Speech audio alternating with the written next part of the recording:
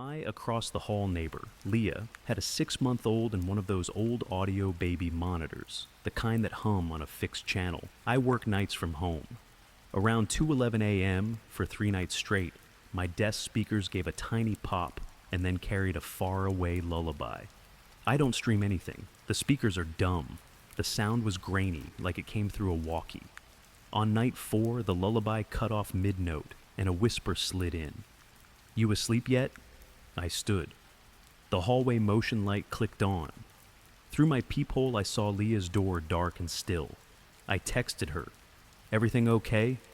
She replied with a heart and a photo of the baby monitor, green LED steady. She was awake nursing. She hadn't said anything. Old baby monitors can bleed into cheap speakers. I Googled that and tried to believe it. But the next day, I noticed a new package on Leah's doormat. Yellow cardstock. Delivery attempted. Printed. Taped corner. Lifted. When I bent to press the tape down, a little black box tucked behind the card winked a red LED. It looked like the receiver half of a baby monitor. I snapped a photo and knocked. Leah opened with the baby on her hip. She didn't know about the box. We brought it inside, switched it on the counter. It hissed. Then, our own apartment hallway, soft and present, as if someone on the other side of Leah's door had breathed into a microphone. We killed it and called the non-emergency line. An officer came, logged it as unknown device, and told Leah to change the monitor channel and keep her door chained. After he left, I took the speakers off my desk and set them in the hallway with the volume low. If I got the whisper again, I wanted direction. At 2:11, the hallway filled with that same faraway hiss. It wasn't in front of Leah's door. It gathered by the stairwell, where the building's old mail slots opened behind a locked panel. The sound rose like someone pressed talk and then let go. We played it smart. Leah swapped to a newer, encrypted monitor her sister dropped off, and we unplugged the old one. I sat in the hall on a folding chair with a book and pretended to be annoyed about the building's smell of bleach. I used my phone's recorder and watched the stairwell. At 2:11, the recorder caught 3 seconds of a voice I still hate. "Shh, there you are." It wasn't aimed at me. It was the casual tone you use for a pet, a voice expecting to be close. The stairwell door opened from below, then closed. No footsteps came up.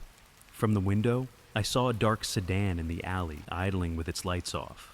When the car rolled, the recorder died to static. Leah stayed the night in my apartment. We stacked a chair under her knob and called the police again in the morning with the clip. They took my statement and asked if anyone else in the building had an infant. They also opened the locked panel behind the mailboxes and found a tiny magnetic mic pressed under the metal, wired to nothing, like someone used the cavity as a sounding board. The box on Leah's mat had no storage. It was a relay. For a week, nothing happened. The sedan didn't return. Then, Saturday, a new card appeared at Leah's door. Same fake, delivery attempted, same tape. We didn't touch it. From my peephole, I watched a hand with a bandaged thumb reach from the stairwell and tug the card back. The hand hesitated like it could feel us watching. Then the stairwell door eased shut. Leah moved her bassinet into her bedroom and switched to the encrypted monitor full time. I returned the hallway speakers to my desk. I still hear late-night noise through the walls, the elevator, pipes pinging, but at 2:11, I listen for the pop my speakers made and feel my skin go tight. The box never came back. The bandaged thumb does, sometimes in my head at least, hovering near a door that isn't mine. I learned how small a building can feel when one person decides they like your hallway better than theirs.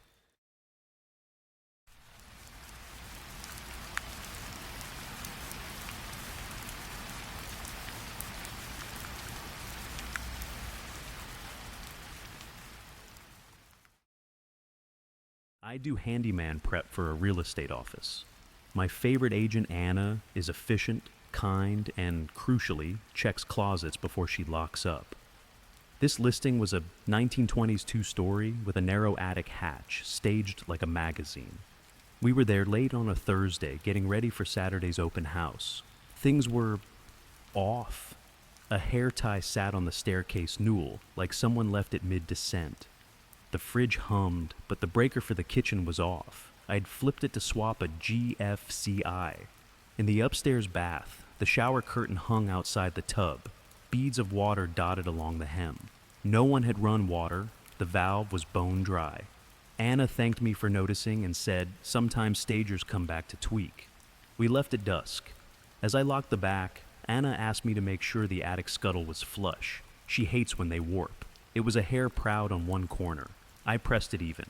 Saturday at 9 a.m., she texted, "Can you swing by? Front bedroom door won't stay open." I brought shims, thinking the jam swelled. The door would open and slowly drift shut, like a sigh. When I checked the hinge screws, 2 were new. Wrong brand. Someone had removed the hinges and put them back. Why? Open house started at 11. Anna floated and smiled while I stayed out of the way. A middle-aged woman came in alone, no agent, no card, and went straight upstairs. Anna clocked it too. 10 minutes later, Anna called me on the intercom. "Can you check primary closet?" Inside, the same woman stood absolutely still, eyes unfocused, like listening. I said the polite line, "Closing soon, thanks for coming," and she brushed past like I wasn't there, palms open, nothing in them. She didn't sign the guest list. After we locked up, Anna found her scarf missing, the thin black one she loops on her bag. We shrugged. Could have fallen. Sunday morning, I returned to tighten a toilet. The scarf was back, knotted to the banister, a tidy square knot facing outward. That got my stomach. Knots are time. Someone took time. I set a tiny wedge of blue tape on the attic hatch and penciled a tick line across it, my cheap version of a seal. I also dusted the edge of the back door sill with a pinch of flour. At 3 p.m., during a lull, the upstairs smoke alarm chirped once. We checked every room. No smoke. The blue tape on the attic sat broken, tick misaligned. I pulled the hatch. The attic was a shallow crawl with trusses and blown insulation. In the center, between joists, lay a neat rectangle of flattened pink like a nest. A single empty water bottle tucked in a corner, label peeled into strips. On the truss above, carved with something dull. "Shh." We backed out and called the police. They swept and said it looked like someone had sheltered. No real damage, just eerie. We resecured with screws through the scuttle lip. Monday, Anna asked me to meet the locksmith at 9. The first thing we saw inside, all doors wide open. Every single one. The back door deadbolt thrown, the knob lock reversed so it looked locked but wasn't. On the entry table, Anna's scarf lay folded into a perfect square. The attic screws were on the floor inside the hallway, heads lined up like punctuation. Anna canceled showings and transferred the listing. I picked up another house down the street. I still do work for her, but we don't schedule dusk appointments anymore. When she jokes about house spirits, I nod so she doesn't have to say the other word, people.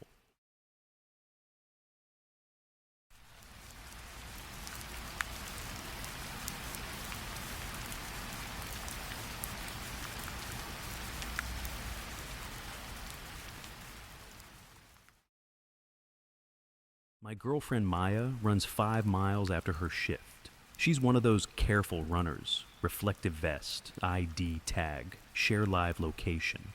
In June, she mentioned seeing the same silver sedan twice on different nights, idling at corners. She switched routes. The sedan popped up again.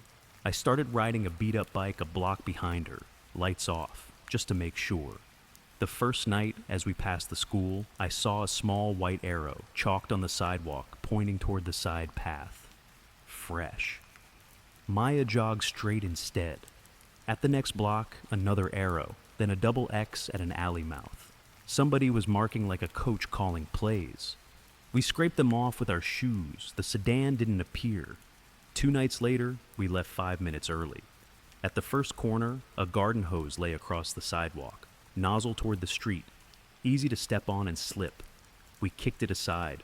Half a block later, a trash can had been moved into the crosswalk ramp. Small hindrances, all in the dark spots. Maya's phone chirped, "Your pace is great." A second later, a text bubble flashed from an unknown. "Left ahead." It vanished. Maybe it never delivered. Maya hadn't given her number to anyone new. We turned right. I told Maya we'd do one more lap with me in front, then change the plan completely.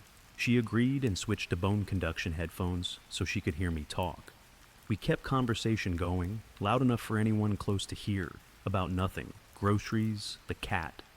At the third mile, I heard a car door click and saw the silver sedan reposition at the pharmacy lot, facing the alley. Headlights stayed off. We cut through the lit gas station instead. I waved at the clerk through the glass like we were regulars. People are eyes you can borrow.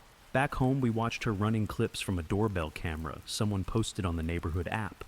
In 3 of them, 30 seconds after Maya passes, a person in a gray hoodie jogs the same path, hands loose, head down, pace too even, like saving breath. The account had joined the app a week prior. We went to the precinct with screenshots. The officer took it seriously, suggested varying time and direction, and offered an escort number if needed.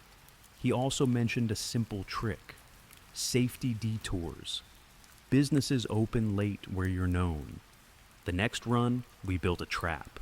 Maya wore her brightest vest and took a deceptive turn down a cul-de-sac that loops back to the main road. I biked ahead, cut through the back lot, and watched the top of the street. The sedan tried to thread through to meet her on the other side, but hit the one-way and had to circle wide.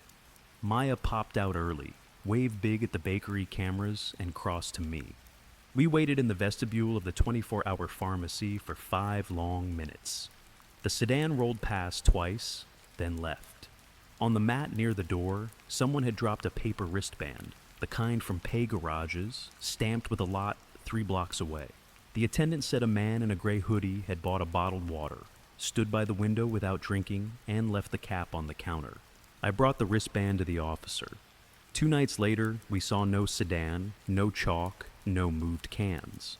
Whoever it was either got bored or didn't like that people were looking back. Maya still runs. I still ride sometimes, not because she needs me, but because I like the city when it's awake in pockets. Bakeries, pharmacies, gas stations, eyes in glass. We don't talk about the sedan much, but when we hit the corner by the school and the sidewalk is clean, we see the faintest ghost of chalk in the concrete pours, and we speed up a little anyway. A week later, the sedan came back different. Same dings in the rear bumper, but a flimsy temp tag flapping in the wind. The chalk returned too, subtler this time. Not arrows, just tiny triangles low on curbs. Easy to miss unless you're looking for litter. We wiped 2 with our shoes and pretended not to notice a third. Maya switched her phone settings so only contacts could ping her. We also added a stop to our loop: the fire station. The crew there sees everything. We waved each night until they started waving first. People are borrowed eyes. On Thursday, we left earlier, just before dusk. At the school corner, the sidewalk was clean, but across the street, a stack of 3 pebbles sat on the utility box. Nothing you'd notice driving, exactly what you'd clock if you were on foot and patient. The sedan idled half a block down facing the wrong way, so whoever sat there would have to make a slow, obvious U-turn to follow. We turned into the bright mouth of the grocery store instead.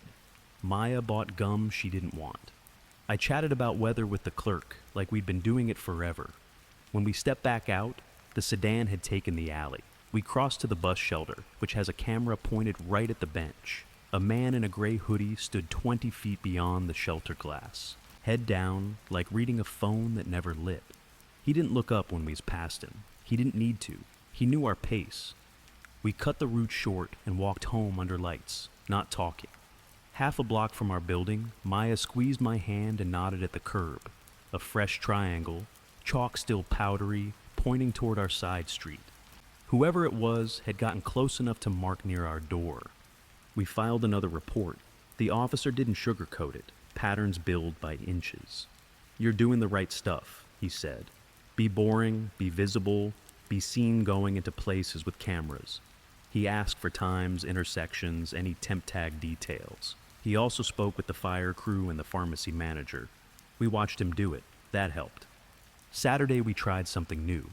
Maya wore the loudest vest she owns and followed a short spur that dead ends, the one we never take. I biked ahead, cut through the back lot, and watched the top of the block from behind a hedge. The sedan rolled in slow, realized too late the spur doesn't punch out, and had to back the whole way in a three-point dance. The driver kept his face turned, hood up. When Maya emerged early, having looped a hidden cut-through between two houses, I was already waiting with my phone out and my best unmissable wave aimed at the nearest doorbell cam. That was the first night we saw taillights instead of headlights. The sedan didn't try to catch up. It slid away like someone who didn't want to be seen leaving. 2 runs passed without chalk, without hose tricks, without the drag of a trash can across a ramp. On the 3rd, Maya slowed near the school and pointed. In the concrete pores where the first arrow had been, the faintest white lived on. Ghost dust ground deep by footsteps and rain. You could only see it if you crouched or cared. We don't say the sedan's gone. We say the city learned our names, bakers, clerks, medics, and said them back when it mattered. Now, when we hit the dark stretch by the soccer field, Maya taps her vest twice and I ring my bell once. Not a code, just a habit. We still run, we still borrow eyes. And when the sidewalk is clean, we keep an easy pace. When it isn't, we get visible and we write our own marks. Hello to the clerk, nod to the firehouse, a stop under the bus shelter lens. If someone out there likes planning in chalk and temp tags, that's their hobby. Ours is making sure every corner has a witness, and that whatever waits in the alley has to think about the camera before it thinks about us.